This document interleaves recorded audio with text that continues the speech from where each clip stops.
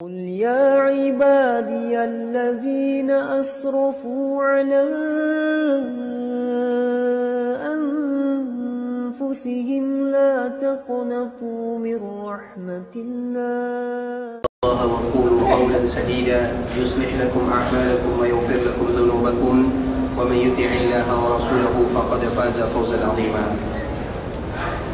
أما بعد فإن أصدق الحديث كتاب الله وخير الهدي هدي محمد صلى الله عليه وسلم وشر الأمور محدثاتها فإن كل محدثة بدعة وكل بدعة ضلالة.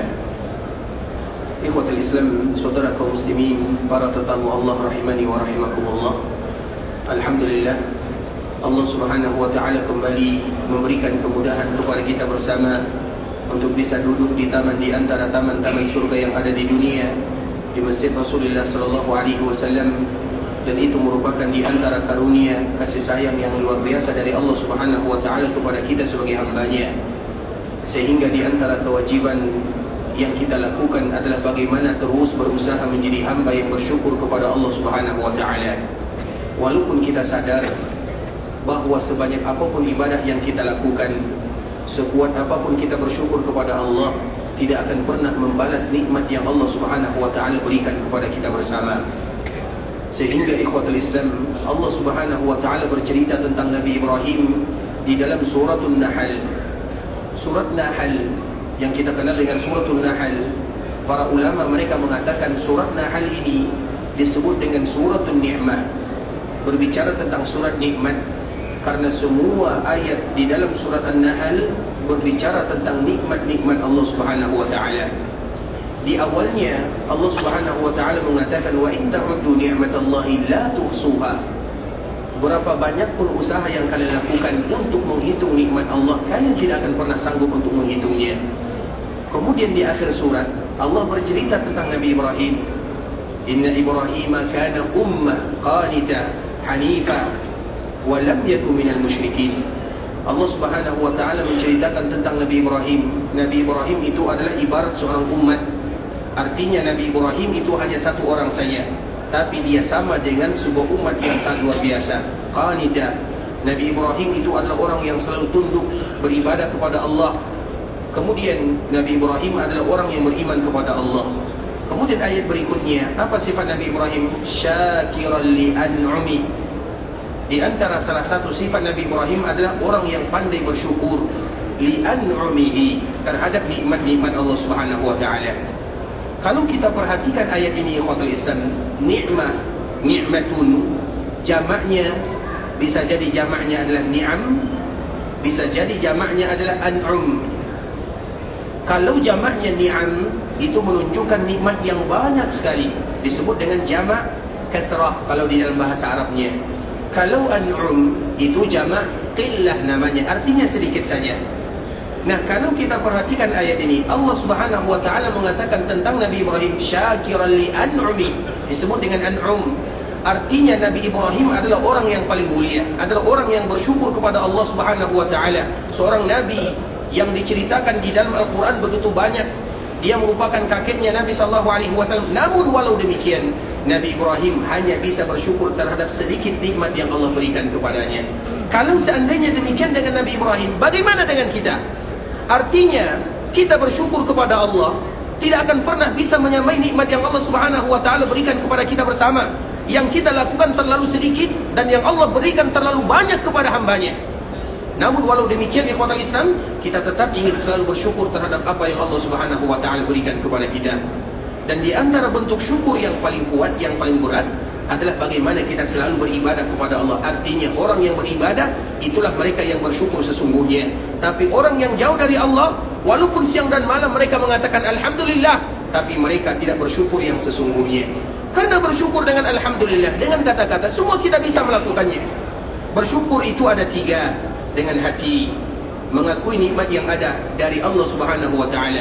Kemudian dengan lisan, dengan selalu mengucapkan Alhamdulillah. Kemudian yang paling berat adalah dengan amalan dan perbuatan. Artinya bersyukur dengan hati, semua kita insya Allah bisa melakukannya. Bersyukur dengan lisan, juga banyak di antara manusia yang bisa melakukannya. Tapi bersyukur yang sesungguhnya adalah dengan amalan dan perbuatan serta mendekatkan diri kepada Allah. Maka dengan itulah Allah mengatakan wa qalilun min ibadiyah asyakur, yang bersyukur yang sebenarnya itu hanyalah sedikit. Karena bersyukur itu harus dengan ibadah. Artinya semakin banyak kita beribadah kepada Allah, maka kita semakin bersyukur kepada Allah Subhanahu wa ta'ala. Dan semoga Allah mudahkan bagi kita untuk selalu bisa beribadah kepadanya, agar kita termasuk orang-orang yang betul-betul bersyukur kepada nikmat yang Allah Subhanahu wa ta'ala berikan. Kemudian salawat beriringkan salam semoga senantiasa tercurahkan berjunjungan alam Nabi kita yang mulia, uswah dan qudwah kita bersama Muhammad bin Abdullah sallallahu alaihi wasallam, yang mana kewajiban yang tidak boleh kita lewatkan ikhwatul Islam adalah bagaimana selalu membasahi lisan dan lidah untuk berlatih mengucapkan salam dan salawat kepada Nabi. Ibadah salam dan salawat ini adalah ibadah yang paling mudah. Ibadahnya mudah dan mudah pula diterima oleh Allah Subhanahu wa ta'ala. Sedangkan ibadah yang lain agak sedikit berat dan sulit pula untuk diterima oleh Allah Subhanahu wa ta'ala. Makanya kalau kita bandingkan ibadah salawat dengan ibadah-ibadah yang lainnya, apabila ada di antara kita yang salat, tidak ada di antara kita yang bisa mengatakan salat saya diterima. Tapi yang bisa kita lakukan, semoga salat saya diterima. Dikala kita melaksanakan ibadah haji, melaksanakan ibadah umrah, siapa di antara kita yang berani mengatakan ibadahnya pasti diterima? Yang bisa kita lakukan adalah berdoa, berharap, bermohon, meminta agar ibadah yang kita lakukan ini bisa diterima. Itu yang bisa kita lakukan. Tapi kalau ibadah salawat ikhwatul Islam, ketika ibadah kalimat ini keluar dari lisan seorang hamba, maka di saat itulah ada malaikat yang langsung mengambilnya. Sehingga dengannya Allah atau Nabi mengatakan, lillahi malaika sayyahina fil ard. Allah itu punya malaikat-malaikat yang berkeliaran di permukaan dunia, yang mana tugas mereka mencari hamba-hamba yang senantiasa membasahi lisan dan lidahnya berselawat kepada baginda Nabi yang mulia. Kemudian baru saja salam dan selawat itu keluar dari mulutnya, langsung diambil dan diantarkan kepada baginda Nabi yang mulia Muhammad bin Abdullah sallallahu alaihi wasallam. Artinya ibadah ini ibadah yang mudah diterima oleh Allah Subhanahu wa taala. Oleh karenanya di antara kewajiban kita sebagai seorang umat Nabi, melatih lisan kita. Tidak ada hari yang kita lewati kecuali ada salam dan selawat kepada Rasulullah sallallahu alaihi wasallam. Sambil kita berjalan, sambil kita kendaraan, sambil kita misalnya melakukan aktivitas yang ringan, maka apa salahnya? Atau merupakan di antara ibadah yang mulia, di saat itu kita mengucapkan sallallahu wasallam wa baraka alaihi, atau Allahumma salli wa sallim wa barik ala nabiyina Muhammad. Kalimat yang mudah, tinggal bagaimana kita melatih dan membantu atau mencari sesuatu yang bisa membantu kita agar selalu mengucapkan salam dan selawat kepada Nabi sallallahu alaihi wasallam. Makanya kita lihat di daerah sini ikhwatul Islam adalah daerah yang banyak hal-hal yang bisa mengingatkan kita untuk mengucapkan selawat kepada Nabi. Misalnya kalau kita pergi melakukan perjalanan dari Mekah ke Madinah, itu banyak sekali tiang-tiang yang ada di perjalanan, salli ala Nabi, salli ala Muhammadin, atau sallu ala nabiikum, kalimat yang mengucapkan berselawatlah kepada Nabi sallallahu alaihi wasallam. Kadang di depan rumah atau di depan toko ada kalimat sallallahu alaihi wasallam. Kadang di kendaraan, di mobilnya dituliskan Allahumma salli ala Muhammad. Tujuannya adalah untuk mengingatkan. Kita semuanya tahu keutamaan mengucapkan salawat, kita tahu bagaimana indahnya ibadah salawat, kita tahu. Tapi yang kurang kita tahu adalah saling mengingatkan. Makanya kita bantu atau kita saling mencari apa yang bisa mengingatkan kita untuk berselawat kepada Nabi sallallahu alaihi wasallam. Misalnya di rumah, apa yang bisa membuat kita berselawat kepada Nabi? Kita tempelkan kalimat berselawat kepada Nabi sallallahu alaihi wasallam di pintu misalnya, sehingga setiap kali kita melewatinya, kita pun mengucapkan sallallahu alaihi wasallam. Di kendaraan kita misalnya, biasanya di mobil kita apa yang kita tulis? Kita tidak tahu apa yang kita tulis. Tapi kalau kita tulis sallallahu alaihi wasallam, setiap kali kita melihat, maka kita berselawat kepada Nabi. Artinya ikhwatul Islam, lakukan hal-hal yang bisa mendukung kita untuk selalu mengingat mengucapkan salam dan selawat kepada Rasulullah sallallahu alaihi wasallam, karena ini merupakan ibadah yang paling mulia, memiliki pahala yang luar biasa banyaknya. Dan di antara salah satu pahalanya ikhwatul Islam, kita tahu satu selawat yang diucapkan oleh seorang hamba, satu selawat, maka minimal ada beberapa pahala yang akan mereka dapatkan. Allah Subhanahu wa ta'ala berselawat kepadanya. Allah bukan hanya berselawat kepada Nabi, tapi Allah juga berselawat kepada orang yang berselawat kepada Nabi. Kemudian Allah akan ampunkan dosanya. Kemudian Allah akan angkat derajatnya. Kemudian Allah akan berikan pahala kepadanya. Kemudian Allah kabulkan doanya. Kemudian Allah halalkan syafaat baginda Nabi yang mulia kepada dirinya. Kemudian Allah mudahkan urusannya di akhirat sana. kemudian Allah mudahkan dia untuk masuk ke dalam surga. Banyak sekali pahalanya ya akhwal Islam. Banyak sekali ibadah pahala bagi kita yang membiasakan diri mengucapkan salam dan salawat kepada Rasulullah sallallahu alaihi wasallam. Allahumma salli ala Muhammad abduka wa rasuluk kama sallaita ala Ibrahim wa barik ala Muhammad wa ala ali Muhammad kama barakta ala Ibrahim innaka Hamidum Majid. Ikhwatul Islam, saudara kaum muslimin, para tetamu Allah rahimani wa rahimakumullah. Pada kesempatan kali ini kita akan kembali menyambung pembahasan kita yang sebelumnya berkaitan dengan sebuah hadis yang sangat indah yang ada di kota Madinah, yaitu Raudhah min Riyadhil Jannah. Kita kembali mengulang hadis Rasulullah sallallahu alaihi wasallam. Ikhwatul Islam, hadis yang masyhur bagi kita bersama. Nabi sallallahu alaihi wasallam mengatakan dalam hadis yang dikeluarkan oleh Imam Bukhari dari sahabat Abu Hurairah radhiyallahu taala anhu, "Ma baina baiti wa minbari raudhatun min Riyadhil Jannah." Sesungguhnya di antara rumahku dan mimbarku adalah taman di antara taman-taman surga. Pertemuan sebelumnya kita telah menjelaskan bahwa rumah Nabi SAW itu rata-rata berada di samping kiri Masjid Nabawi. Namun rumah yang dimaksud di dalam hadis ini dikuatkan oleh hadis yang lainnya, ma baina baiti Aisyah, disebutkan nama Aisyah di dalamnya. Artinya tidak termasuk rumah istri Nabi yang lainnya. Yang menjadi batasan Raudhah itu adalah rumah ibunda kita Aisyah radhiyallahu taala anha sahaja. Rumah istri Nabi yang lain tidak termasuk ke dalamnya. Dan ini menunjukkan kepada kita bersama bahwa ibunda kita Aisyah merupakan wanita yang paling mulia dan orang yang paling dicintai oleh Nabi SAW dari kalangan keluarganya yang masih hidup. Sedangkan ibunda kita Khadijah juga manusia yang paling dicintai oleh Nabi SAW. Hanya saja Nabi SAW ketika menikah dengan Khadijah, Nabi tidak berpoligami. Namun dikala menikah dengan Aisyah, baru di sana atau setelah wafatnya Khadijah, baru Nabi SAW memiliki istri lebih daripada satu. Sehingga kecintaan Nabi kepada Khadijah merupakan kecintaan yang luar biasa. Sampai wafat pun Nabi mengenang ibunda kita Khadijah. Itu di awal dakwah. Sedangkan di akhir dakwah, seolah-olah kita bisa mengatakan ikhwatul Islam bahwa orang yang paling dicintai oleh Nabi dari kalangan keluarganya dalam periode Mekah adalah ibunda kita Khadijah radhiyallahu taala anha. Namun orang yang paling dicintai oleh Nabi dalam periode Madinah dari keluarganya adalah ibunda kita Aisyah radhiyallahu taala anha. Karena Khadijah menemani Nabi di kala Nabi berada di kota Mekah, sedangkan Aisyah menemani Nabi SAW ketika Nabi SAW berada di kota Madinah. Maka kedua-duanya merupakan istri yang paling dicintai oleh Nabi SAW. Makanya sulit bagi kita untuk membandingkan siapa di antara mereka yang paling dicintai oleh Nabi SAW.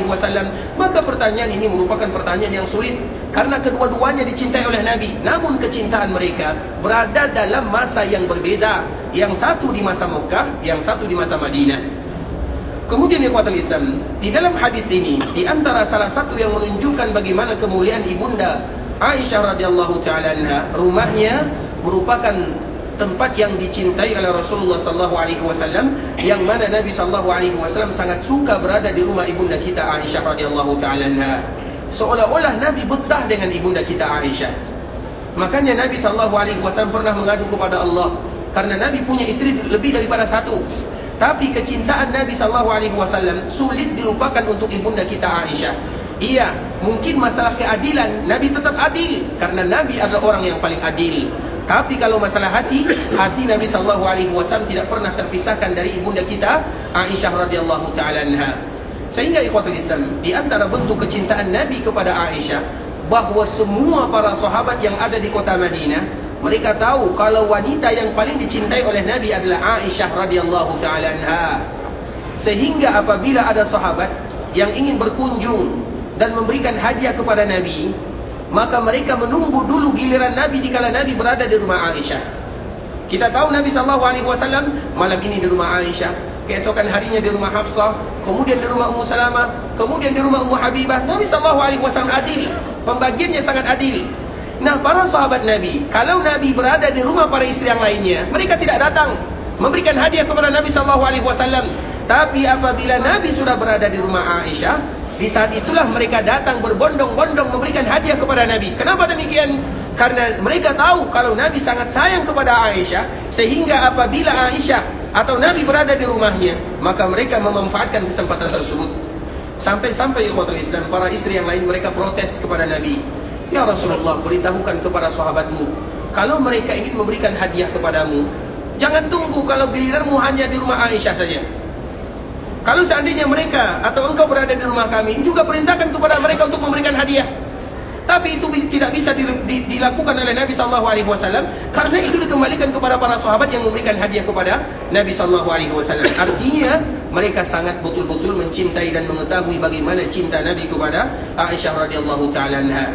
Dan masalah bagaimana keutamaan Aisyah ikhwatul Islam sangatlah banyak. Aisyah adalah istri Nabi SAW di dunia, dan Aisyah juga merupakan istri Nabi SAW di dalam surga, dan juga istri-istri Nabi yang lainnya. Mereka merupakan ummahatul mu'minin, ibunda kita bersama yang akan selalu membersamai Nabi SAW di dunia, dan mereka juga akan menjadi istri Nabi di dalam surga untuk selama-lamanya. Namun yang paling mulia di antara mereka semuanya, terutama mereka yang masih hidup, adalah ibunda kita Aisyah radhiyallahu ta'ala anha. Dan salah satu yang menunjukkan kemuliaannya, rumahnya menjadi rumah yang paling tenang Nabi SAW berada di dalamnya. Bahkan Nabi dikala Nabi sakit, ikhwatul Islam, kita tahu di akhir kehidupan Nabi SAW Nabi sakit. Di akhir bulan Safar Nabi sudah mulai sakit-sakitan. Di awal bulan Rabiul Awal sakit Nabi sudah semakin bertambah. 5 hari sebelum Nabi SAW meninggal, sakit Nabi SAW begitu berat, bahkan Nabi tidak lagi bisa menjadi imam. Nah, Nabi SAW di masa-masa sakitnya selalu bertanya, "Aina ana gadan? Aina ana gadan?" Besok saya di mana? Besok saya di mana? Kenapa Nabi bertanya demikian? Karena Nabi ingin sakit di rumah Aisyah radhiyallahu ta'ala anha. Kemudian istri Nabi yang lain mereka paham, karena kondisinya sudah berbeda. Nabi sekarang sakit. Kemudian mereka pun mengatakan atau mengizinkan Nabi SAW untuk sakit di rumah ibunda kita Aisyah.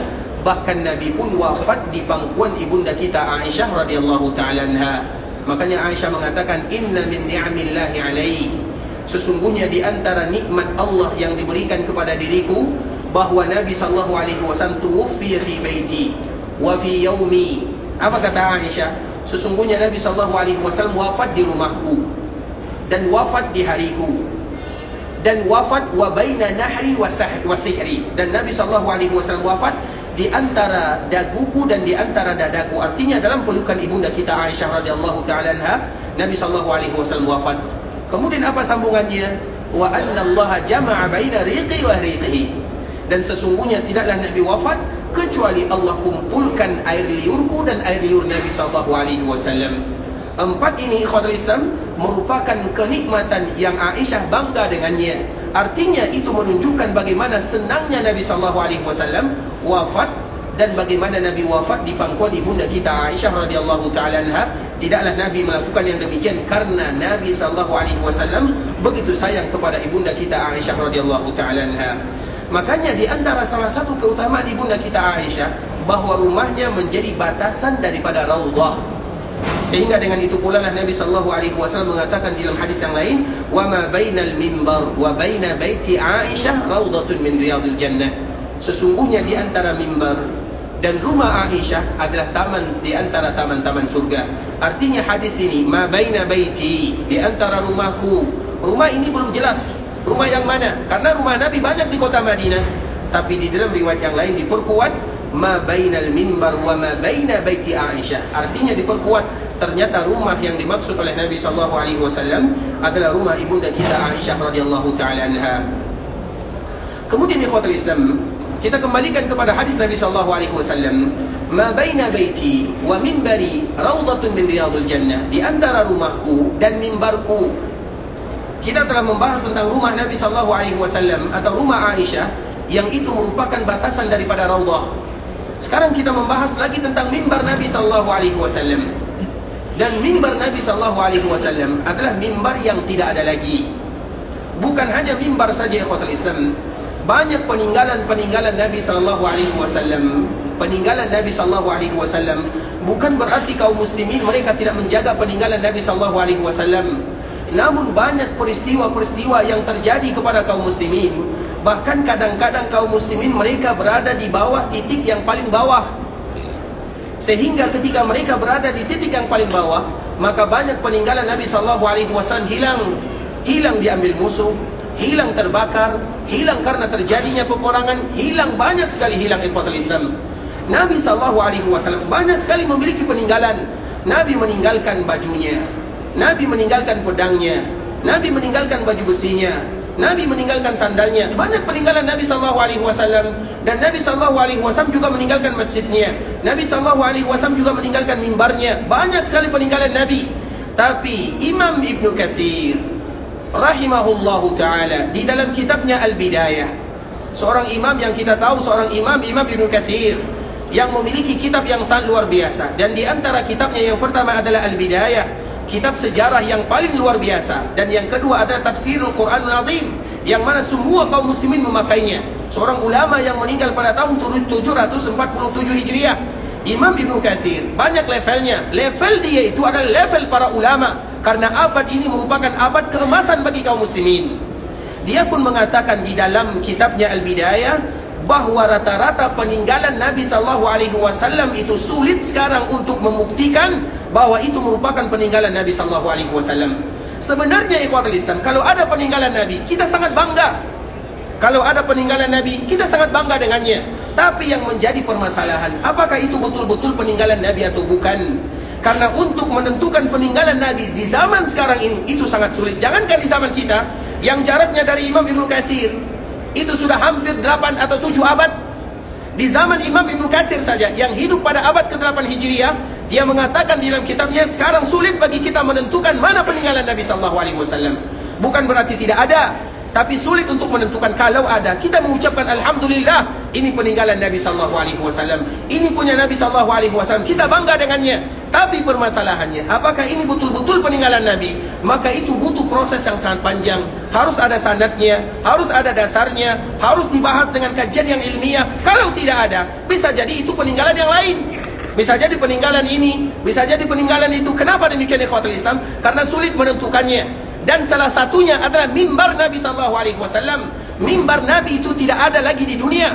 Mimbar Nabi hilang. Kenapa hilang? Hilang terbakar, dilalap oleh api di Sejago Merah. Kalau kita mengenal dengan Sejago Merah, karena dulu Masjid Nabawi sering terjadi kebakaran, maka banyak sesuatu yang ada di Masjid Nabawi, terutama setelah zaman Nabi SAW, itu hilang. Dan salah satunya adalah mimbar Nabi SAW.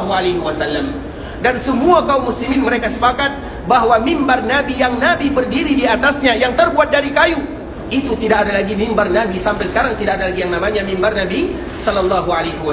Yang ada itu ikhwatul Islam bukan mimbar Nabi, walaupun posisinya mereka berposisi di mimbar Nabi SAW.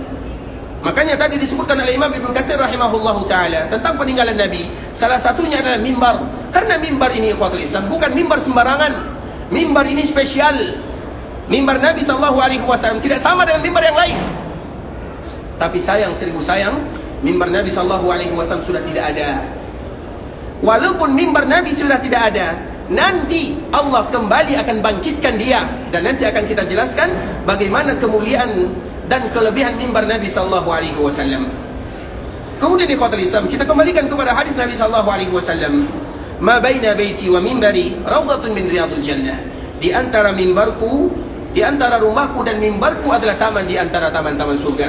Nah, sekarang kita ingin membahas tentang masalah mimbar ikhwatul Islam. Dulu ketika Nabi SAW datang ke kota Madinah, Nabi SAW tidak ada mimbarnya.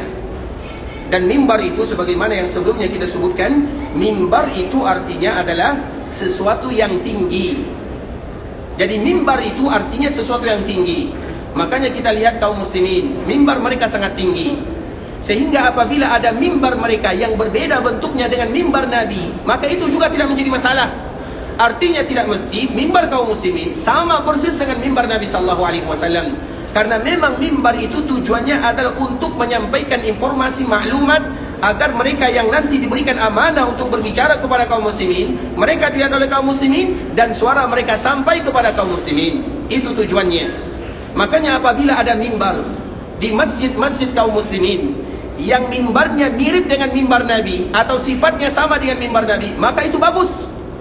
Tapi kalau seandainya ada mimbar kaum muslimin yang tidak sama dengan mimbar kaum muslimin, maka itu juga tidak menjadi masalah. Karena diambil dari artinya. Mimbar itu artinya adalah sesuatu yang tinggi. Itu arti mimbar. Makanya ikhwatul Islam, kalau ada mimbar orang, mimbar sebagian kaum muslimin, karena banyak sebagian kaum muslimin, mereka ingin mimbar mereka itu sama dengan mimbar Nabi, itu bagus. Tapi ada juga sebagian kaum muslimin, karena masjidnya terlalu besar, sehingga harus dibuat mimbar yang lebih tinggi dan tangganya lebih banyak, maka itu juga tidak menjadi masalah. Karena tujuan daripada mimbar itu adalah untuk menyampaikan, terutama dikala khutbah Jumat, karena arti daripada mimbar itu adalah sesuatu yang tinggi. Terlepas daripada itu semua ikhwatul Islam, mimbar Nabi itu belum ada ketika Nabi berada di kota Madinah. Sesampainya Nabi SAW dari Mekah menuju Madinah, Nabi tidak ada mimbarnya. Dan kemarin kita menyebutkan ikhwatul Islam, para sahabat ketika mereka membangun Masjid Nabawi, maka Masjid Nabawi tanahnya merupakan tempat pohon korma yang tidak lagi aktif. Kemudian Nabi SAW memerintahkan para sahabatnya. Hadis ini adalah hadis yang dibawakan oleh Anas bin Malik radhiyallahu ta'ala anhu. Nabi memerintahkan para sahabatnya untuk menebang pohon kormanya. Dan dari pohon korma ini pula lah nanti dijadikan sebagai tiang untuk masjid Rasulullah SAW. Jadi tiang Masjid Nabawi Fatul Islam yang sekarang sudah tidak ada lagi, tapi tingginya masih ada. Makanya kalau kita pergi ke Raudhah, tiang-tiang yang ada di Raudhah itu memiliki banyak sekali makna yang ada di dalamnya, terutama dari ukiran dan tulisan. Maka apabila ada sebahagian kita, hanya saja sayang ikhwatul Islam tulisannya dalam bahasa Arab ya, tidak ada bahasa Melayunya atau bahasa Indonesianya. Jadi di mimbar atau di Raudhah itu ikhwatul Islam banyak sekali tandanya. Ada tanda yang berbentuk ukiran. Nah, sebahagian tanda ini ikhwatul Islam apabila bentuknya ukiran, maka itu merupakan bentuk seperti inilah dulu tingginya tiang di zaman Nabi SAW. Jadi ada sebagian ukiran tertentu ikhwatul Islam yang ada di bagian Raudhah. Ukiran itu ada maknanya, dan di antara salah satu maknanya bahwa itulah tinggi tiang yang ada di zaman Nabi SAW atau masjid yang dulu dibangun oleh Nabi SAW.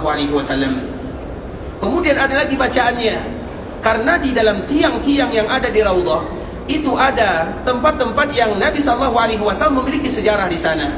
Maka ada tiang di mana Nabi SAW sering bercerita dengan para sahabatnya. Ada tiang di mana Nabi SAW bercerita dengan keluarganya. Ada tiang yang mana Nabi SAW menyambut tamu terutama dari luar Madinah. Banyak namanya. Dan setiap tiang itu ada sejarahnya. Makanya kaum muslimin terutama sebagian sampai sekarang ini ikhwatul Islam, apabila kita memperhatikan tiang-tiang yang ada di Raudhah, dari ukiran, dari tulisan, itu memiliki makna-makna yang sangat luar biasa. Walaupun mungkin sebagian kita tidak mengetahuinya. Dan di antara salah satunya adalah tingginya masjid yang dulu dibangun oleh Nabi SAW. Nah, dikala Nabi SAW membangun Masjid Nabawi, maka tiangnya dari kurma. Kurma yang mana? Kurma yang tadi ditebang oleh para sahabat Nabi, yang mana kurma ini tidak lagi aktif. Kemudian di kota Islam, ketika masjid sudah dibangun dalam waktu 12 hari, karena Masjid Nabawi dulu tidak lama pembangunannya, karena masjid itu hanya tiang dari kurma. Kemudian diberikan batasan, tidak ada atapnya, sehingga mudah bagi kaum muslimin untuk membangun masjid. Kemudian di kota Islam, maka Nabi SAW setiap kali melakukan ibadah salat, maka Nabi SAW selalu memberikan nasihat kepada para sahabatnya. Dan dikala Nabi memberikan nasihat, Nabi hanya berdiri tanpa ada apa-apa, kecuali Nabi berpegang kepada pohon kurma, yang itu merupakan bagian daripada salah satu tiang yang ada di Masjid Nabawi pada waktu itu. Begitulah keadaan Nabi SAW. Kemudian ikhwatul Islam, maka ada dua riwayat di sana. Riwayat yang pertama menyebutkan karena keadaan Nabi SAW tidak mungkin lagi berdiri, terutama para sahabat mereka sudah banyak di Masjid Nabawi, maka Nabi SAW meminta kepada para sahabatnya untuk dibuatkan mimbar kepadanya. Itu riwayat yang pertama, artinya Nabi yang meminta.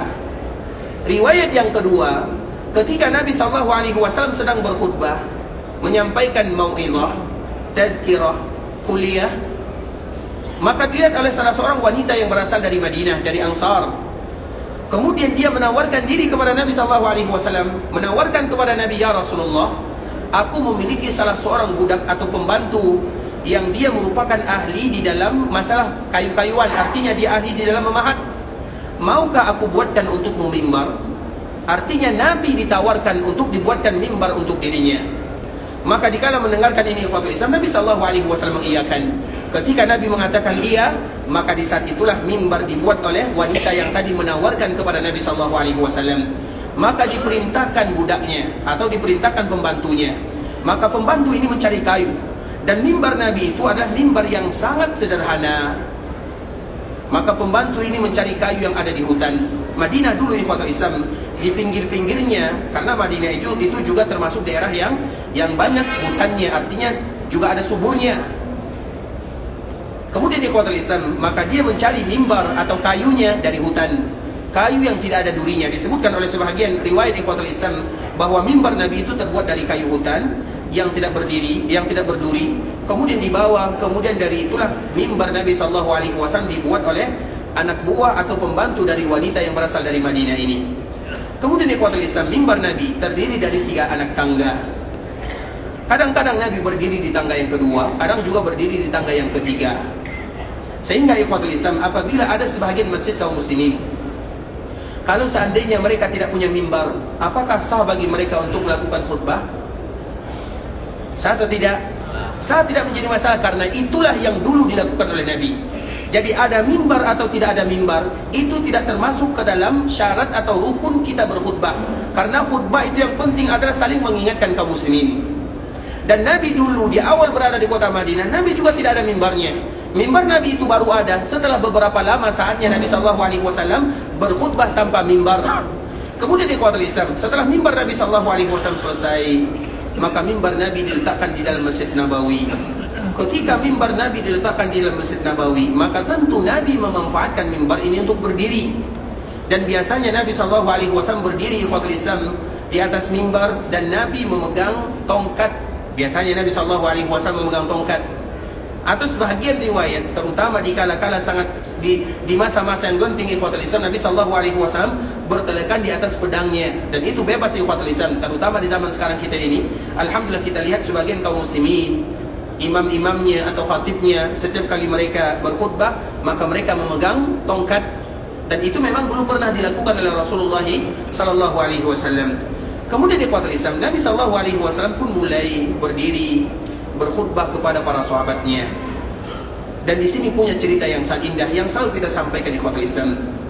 Ketika Nabi SAW berdiri di atas mimbarnya, maka di saat itulah didengarkan tangisan, ibarat tangisan bayi yang begitu keras. Dilihat tidak ada bayi di sana.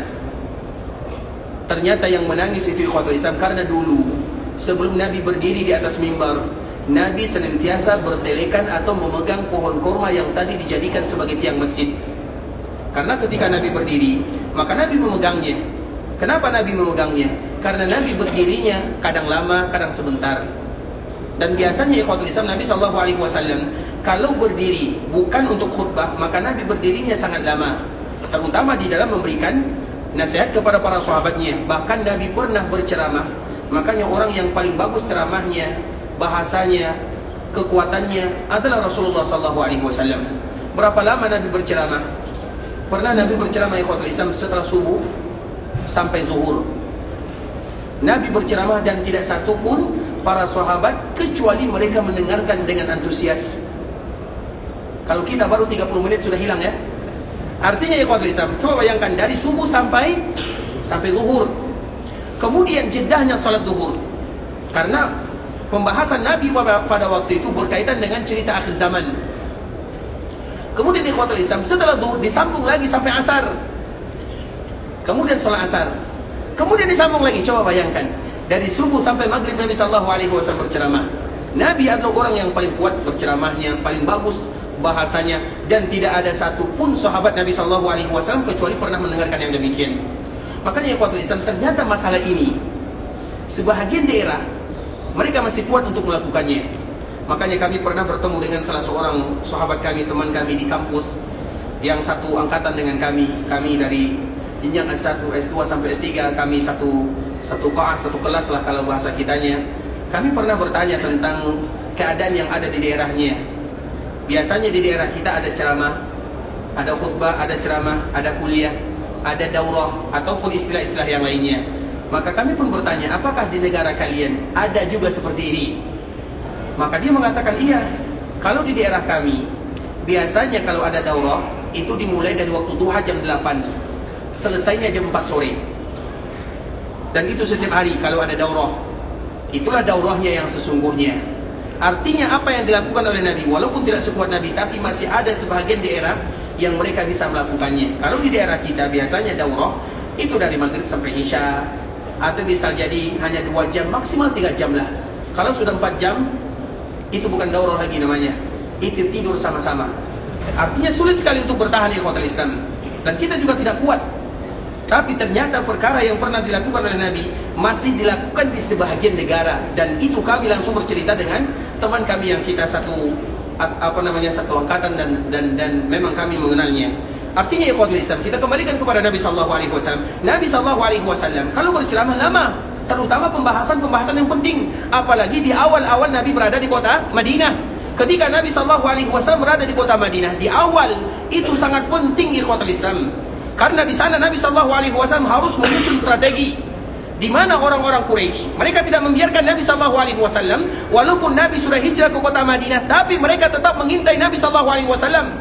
Makanya pernah kita menyebutkan hijrah ke kota Madinah bukan berarti Nabi SAW posisinya aman. Para sahabat posisinya aman, tidak. Orang-orang Quraisy, mereka tidak pernah membiarkan Nabi dan para sahabatnya hidup dalam keadaan tenang. Kenapa demikian? Karena tidak ada perjanjian damai di antara mereka.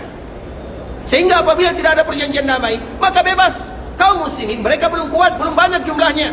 Kecuali setelah terjadi perang Badar, baru orang-orang Quraisy mereka merasa ketakutan kepada Nabi dan para sahabat. Sebelum terjadi perang Badar, Madinah tidak aman. Bahkan Nabi susah untuk tidur malam hari. Kenapa demikian? Karena Nabi takut. Di awal-awal dakwah atau di awal datang Nabi ke kota Madinah, maka Nabi SAW tidak bisa tidur di malam hari. Sampai Allah menurunkan ayat, Wallahu ya'simuka minan nas. Wahai Muhammad, ketahuilah, yang menjaga engkau dari manusia adalah Allah. Setelah itu baru Nabi mengatakan kepada para sahabatnya, tidak usah lagi kalian menjaga diriku, atau kalian bergantian untuk menjaga kemah rumah Nabi SAW, karena Allah berjanji untuk menjaga diriku. Baru Nabi bisa tidur di malam hari. Artinya ikhwatul Islam, di awal Nabi datang ke kota Madinah, maka tentu butuh nasihat, semangat, motivasi, dan strategi bagaimana Nabi SAW mengatur penduduk Madinah. Sehingga Nabi SAW biasa melakukan yang demikian di dalam masjid. Maka kadang-kadang Nabi berdiri sangat lama. Kemudian ikhwatul Islam, kalau Nabi berdiri lama, maka Nabi biasanya memegang pohon kurma yang dijadikan sebagai tiang masjid. Kemudian tiba-tiba di kala mimbar ini ada, di kala mimbar itu sudah diberikan kepada Nabi dan dimasukkan ke dalam Masjid Nabawi. Pertama kali Nabi ingin berkhutbah, maka ada suara bayi yang menangis, padahal tidak ada bayi di sana. Ternyata yang menangis itu ikhwatul Islam adalah pohon kurma yang tadi biasa dipegang oleh Nabi SAW. Yang menangis sebagaimana menangis bayi yang menangis ditinggalkan oleh ibunya adalah pohon kurma yang tadi ditinggalkan oleh Rasulullah SAW. Kenapa dia menangis ikhwatul Islam? Karena dia tidak mau ditinggal oleh Nabi SAW. Maka dengan itu pula lah Allah Subhanahu wa ta'ala berikan ilham kepadanya. Padahal itu adalah pohon kurma yang tidak lagi aktif, atau itu adalah bagian daripada tiang masjid. Artinya pohon kurma yang sudah mati. Dia tidak ada suaranya, dia tidak ada lisannya, tidak ada rongganya. Tapi dari mana suara itu datang? Seolah-olah Allah Subhanahu wa ta'ala memberikan ilham kepada pohon kurma ini, mengungkapkan bagaimana cintanya kepada Rasulullah SAW. Dan agar kita tahu ikhwatul Islam, ternyata yang berbicara itu bukan hanya manusia. Yang mengeluarkan suara itu bukan hanya manusia, pohon juga bersuara, terutama pohon-pohon khusus. Begitu juga kerikil juga pernah mengucapkan suara. Maka Nabi SAW pernah menyebutkan di dalam sebuah riwayat ikhwatul Islam, dulu ketika aku berada di kota Madinah, maka aku selalu diberikan salam. Padahal tidak ada yang muslim di kota Mekah pada waktu itu. Ketika Nabi berada di Mekah, tidak ada kaum muslimin. Sebelum Nabi SAW diutus menjadi Nabi dan menjadi Rasul. Tapi setiap kali Nabi lewat, maka Nabi mendengarkan Assalamualaikum. Ternyata yang mengucapkan salam kepada Nabi adalah batu kerikil. Artinya batu, mana rongganya, mana lisannya, mana mulutnya, tapi dia mengucapkan salam kepada Nabi SAW. Sehingga Nabi mengatakan kepada para sahabatnya, kalau kita pergi ke Mekah, aku akan tunjukkan kepada kalian mana batu yang selalu mengucapkan salam kepada diriku. Batu kerikil yang mengucapkan salam kepada Nabi sebelum Nabi diutus menjadi Nabi. Kemudian ikhwatul Islam, begitu juga dengan hadis yang lain. Para sahabat mengatakan, makanan juga mereka bisa berbicara. Dan mereka juga bisa mengeluarkan kata-kata. Apa kata para sahabat Nabi? Kunna nasma'u tasbihat ta'am wa huwa yukal. Dulu kami pernah mendengarkan makanan yang kami makan, dia bertasbih. Wa huwa yukal, dan dia sedang dimakan. Artinya kami sedang makan, kami mendengarkan makanan ini bertasbih. Artinya yang berbicara itu bukan hanya manusia, banyak makhluk Allah yang berbicara. Dan salah satunya adalah pohon kurma yang tadi ditinggalkan oleh baginda Nabi yang mulia, karena Nabi tidak lagi memegang dirinya, tapi Nabi sudah memiliki mimbar ganti daripada pohon kurma ini. Sehingga ikhwatul Islam, ketika pohon kurma ini menangis, begitu kuat tangisannya, sehingga Nabi SAW tidak mungkin berkhutbah sedangkan ada suara tangisan. Maka Nabi SAW turun dari mimbarnya. Kemudian dikala Nabi turun dari mimbarnya, maka Nabi kembali memegang pohon kurma ini sebagaimana dulu Nabi memegangnya.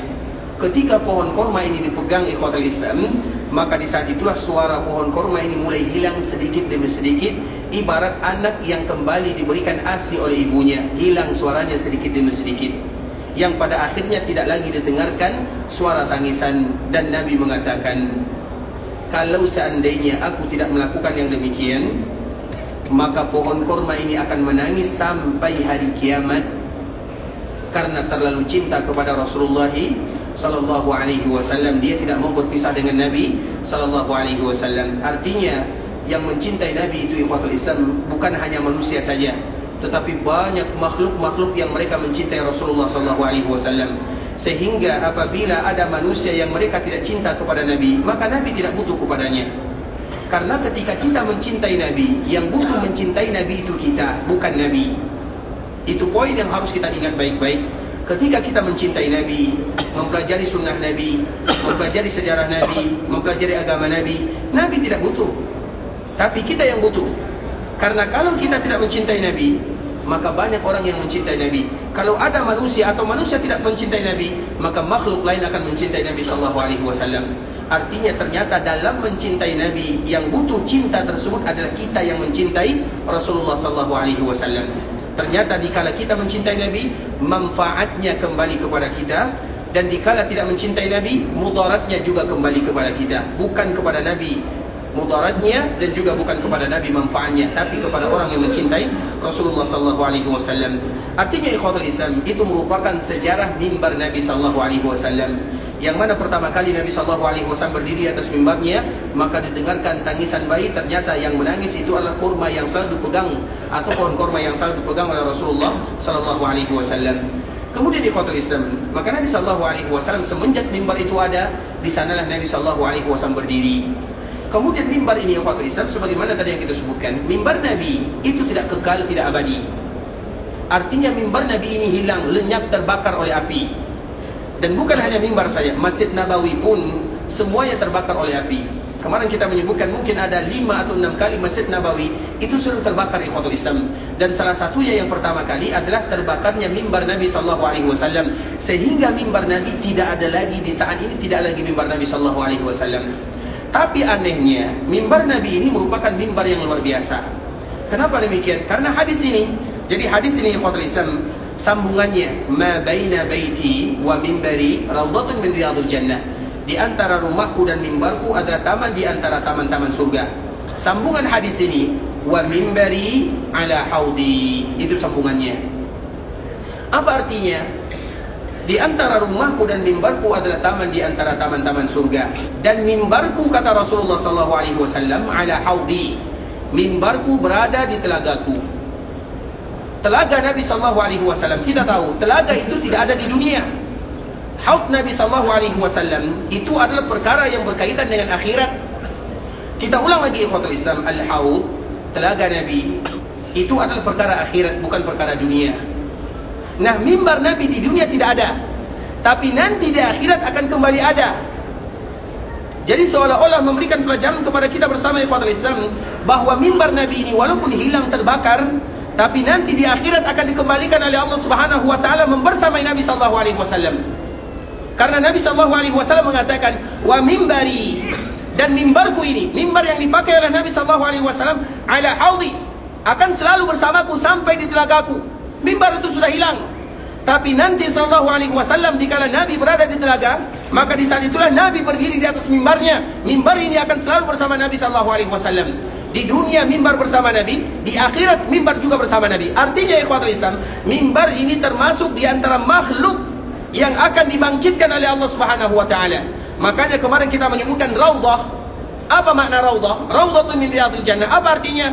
Raudhah, kenapa disebut dengan raudhah? Arti yang pertama, bahwa ibadah yang kita lakukan di dalamnya bisa mengantarkan kita ke dalam surga yang sesungguhnya. Maka dengan itulah disebut dengan raudhatun min riyadil jannah. Wajar kalau kaum muslimin mereka berebutan, mereka ingin beribadah di dalamnya, mereka rela antrian, karena maknanya luar biasa. Maknanya, ibadah yang kita lakukan di dalam raudhah seolah-olah bisa mengantarkan kita ke dalam surga yang sesungguhnya. Itu makna yang pertama.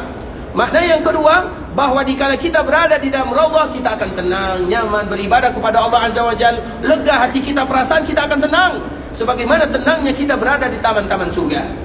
Makna yang ketiga, raudhah ini betul-betul berasal dari surga. Allah turunkan dari surga ke dunia, ke kota Madinah. Dan makna yang keempat, bahwa raudhah ini di antara rumah Nabi dan mimbar Nabi, nanti di akhir zaman akan diangkat dan menjadi taman surga yang sesungguhnya, diangkat kembali oleh Allah Azza wa Jalla. Nah, makna yang keempat ini, makna yang keempat itu dikuatkan dengan hadis Nabi sallallahu alaihi wasallam, wa mimbari ala haudi. Kalau seandainya mimbar Nabi yang sudah terbakar, kalau seandainya mimbar Nabi yang sudah tidak ada lagi di dunia akan dibangkitkan oleh Allah Subhanahu wa taala di akhirat sana, maka lebih mudah bagi Allah membangkitkan raudhah yang masih ada sampai sekarang. Dan dari situlah para ulama mereka mengatakan ikhwatul Islam, di antara makna raudhah ini, tanah ini, batasan ini akan diangkat ke taman surga dan dijadikan bagian daripada surga. Mengapa demikian? Karena mimbar Nabi pun diangkat oleh Allah Subhanahu wa taala, yang itu merupakan batasan daripada raudhah itu sendiri. Makanya mimbar Nabi tidak ada lagi. Kenapa demikian? Karena terbakar. Namun ia akan dibangkitkan sebagaimana dulu dia diciptakan. Dan di sini juga ikhwatul Islam, kita tahu, kalau seandainya, pelajaran juga bagi kita bersama, kalau seandainya mudah bagi Allah Subhanahu wa taala membangkitkan mimbar Nabi yang sudah terbakar, yang hilang semuanya, yang sudah menjadi abu, dibangkitkan oleh Allah Subhanahu wa taala, maka itu pelajaran bagi kita bersama. Berarti yang lain lebih mudah bagi Allah untuk membangkitkannya.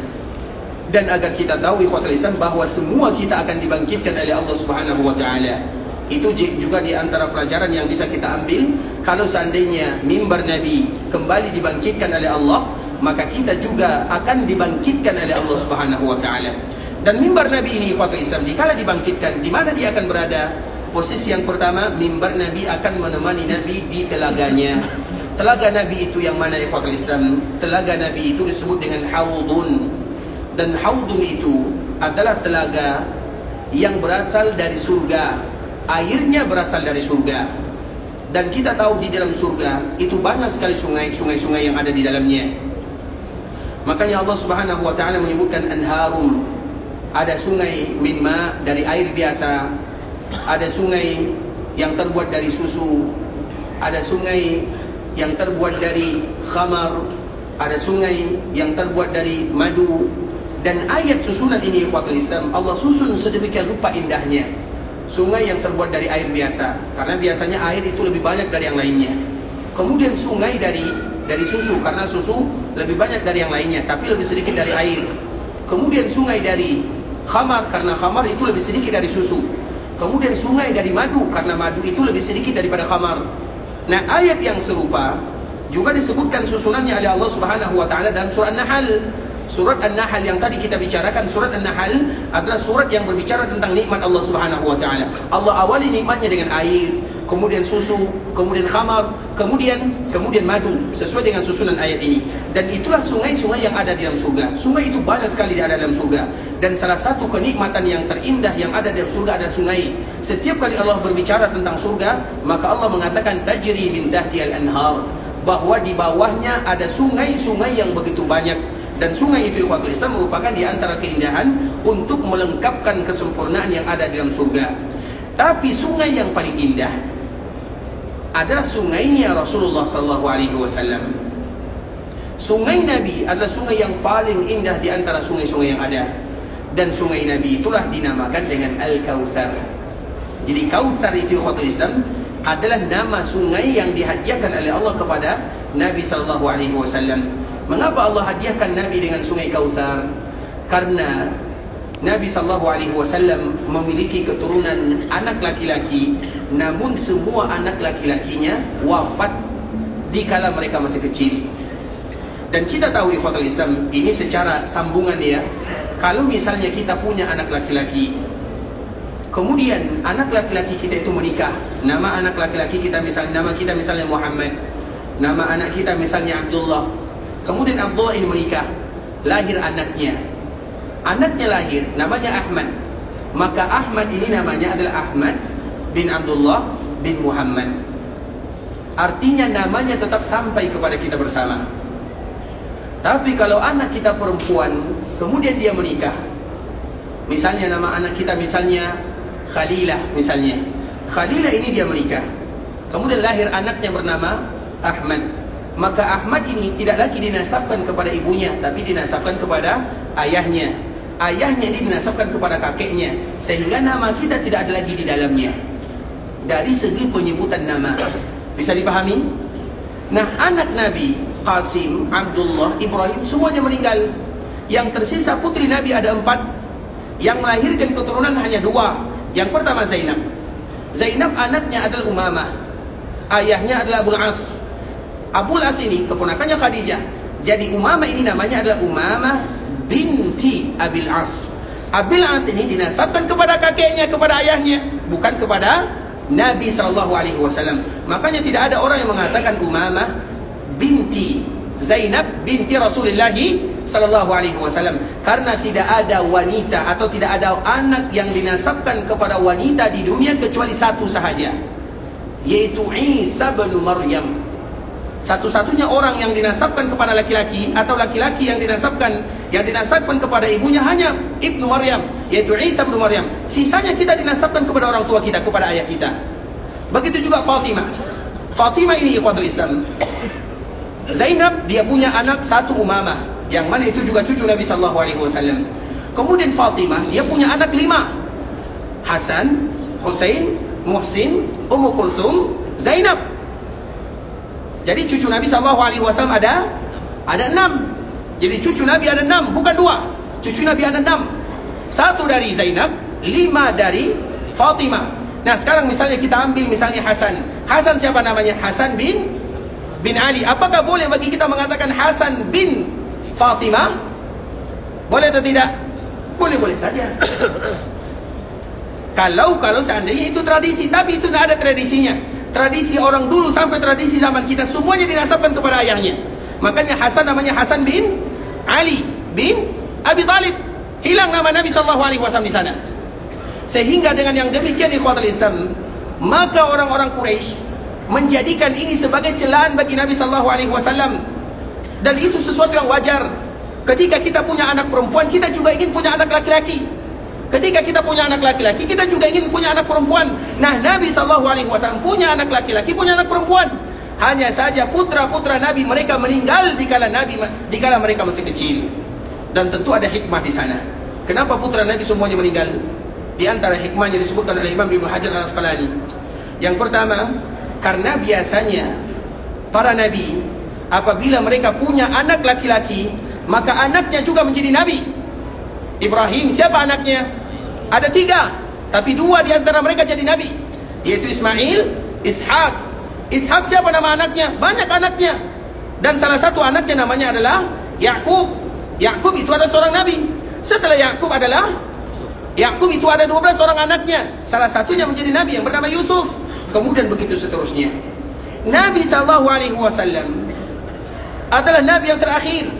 Tidak ada nabi setelah Nabi SAW. Karena memang tradisinya seperti itu ikhwatul Islam. Kalau nabi lahir anaknya, biasanya yang menjadi nabi itu adalah anaknya. Nabi, karena nabi adalah nabi yang terakhir, tidak mungkin Nabi SAW ada nabi setelah nabi. Makanya di antara salah satu hikmah yang disebutkan oleh Imam Ibnu Hajar, agar sempurna bahwa nabi tidak ada nabi setelahnya. Karena nanti kalau ada anak nabi yang laki-laki, bisa jadi itu ada sebagian nabi, dan nabi tidak ada nabi setelahnya. Itu diantara hikmah yang pertama. Yang kedua, agar tidak terjadi yang namanya pengkultusan yang terlalu berlebihan. Dan kita tahu ikhwatul Islam, keluarga Nabi, keluarga yang diberikan keberkahan oleh Allah Azza wa Jalla. Dan di sini ada dua hal yang perlu kita ketahui. Keluarga Nabi itu masih ada, tapi nasabnya kepada Fatimah radhiyallahu taala anha, kepada Ali bin Abi Thalib, tapi yang nyambung kepada Nabi tidak ada. Kenapa demikian? Karena nasabnya Hasan bin Ali bin Abi Thalib, bukan Hasan bin Fatimah binti Rasulullah sallallahu alaihi wasallam. Gara-gara itulah orang-orang Quraisy mereka mencela Nabi sallallahu alaihi wasallam. Maka mereka menyebut Nabi dengan Abtar. Abtar itu orang yang terputus nasabnya, tidak ada lagi keturunannya. Itu kata orang-orang Quraisy. Nabi bersedih tentunya. Dengan kesedihan Nabi sallallahu alaihi wasallam tersebut, ikhwatul Islam, Nabi sedih karena orang Quraisy menghina Nabi sallallahu alaihi wasallam dengan berbagai macam cara.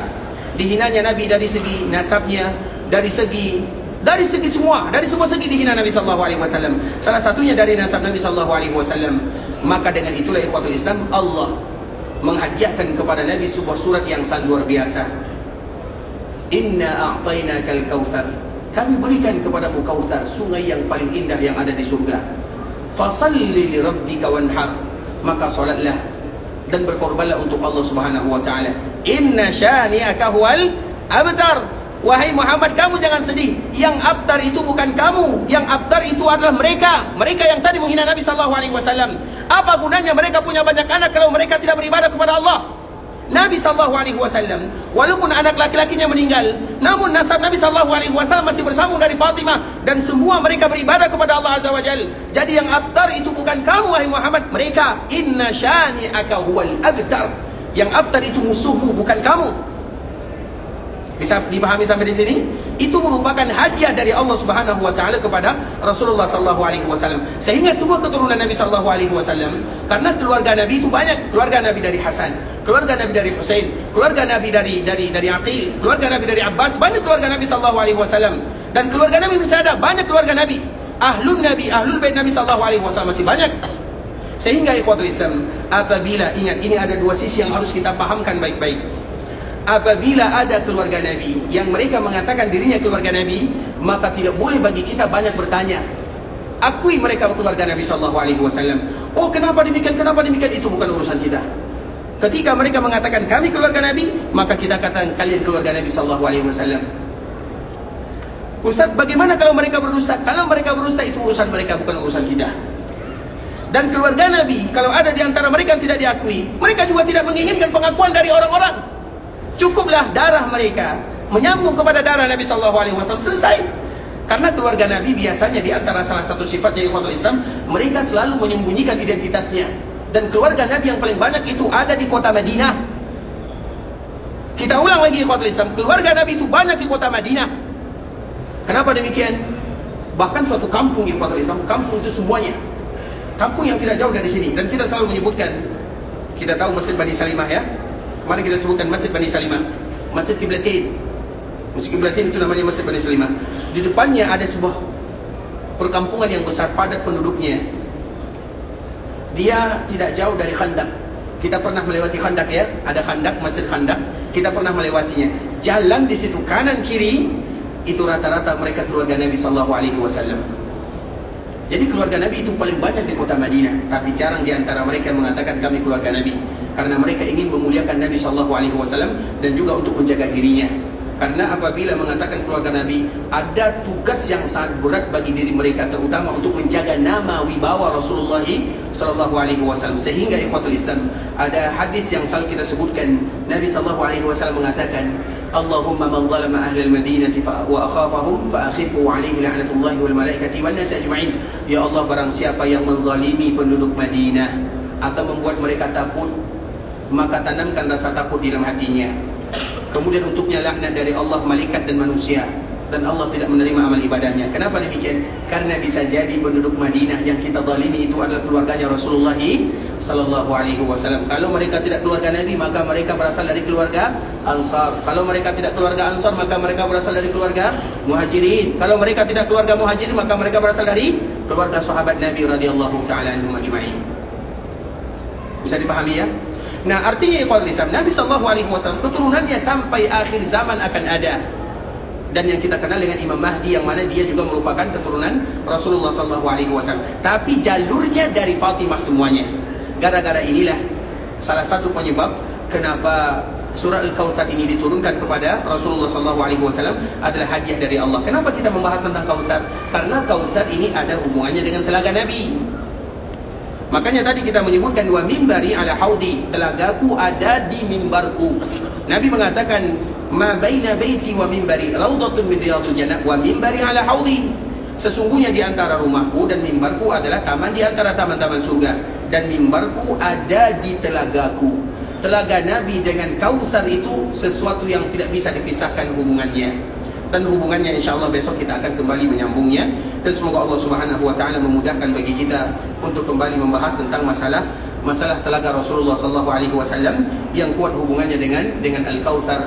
Dan kita tadi telah menjelaskan bagaimana Al-Kautsar itu diturunkan untuk mengobati hati Rasulullah SAW yang dikatakan abtar oleh orang-orang musyrikun. Yang abtar itu artinya terputus nasabnya dari laki-laki, dan Allah mengatakan yang abtar itu bukan kamu wahai Muhammad, kamu tetap punya keturunanmu akan dijaga oleh Allah Subhanahu Wa Taala. Bahkan Nabi berpesan khusus kepada kaum muslimin untuk menjaganya.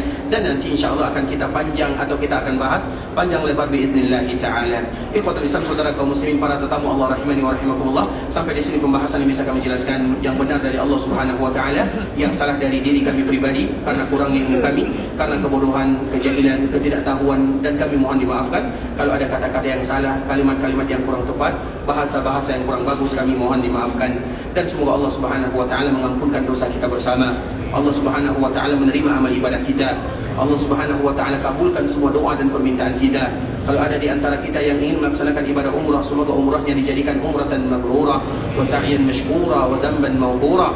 Kalau ada di antara kita yang ingin pulang ke kampung halamannya, semoga Allah mudahkan perjalanannya, lancarkan urusannya, kembali bersua, berkumpul bersama keluarganya dalam keadaan sehat walafiat, dan semoga kita diberikan hadiah oleh Allah Subhanahu Wa Taala dengan husnul khatimah. Amin amin ya rabbal alamin. Kita tutup dengan doa kafaratul majlis. Subhanakallahumma bihamdika asyhadu an la ilaha illa anta astaghfiruka wa atubu ilaik. Wa sallallahu wa sallim ala nabiyyina wa habibina wa khalilina wa sayyidina Muhammadin wa ala alihi wa sahbihi wa sallam tasliman katsira. Assalamualaikum warahmatullahi wabarakatuh.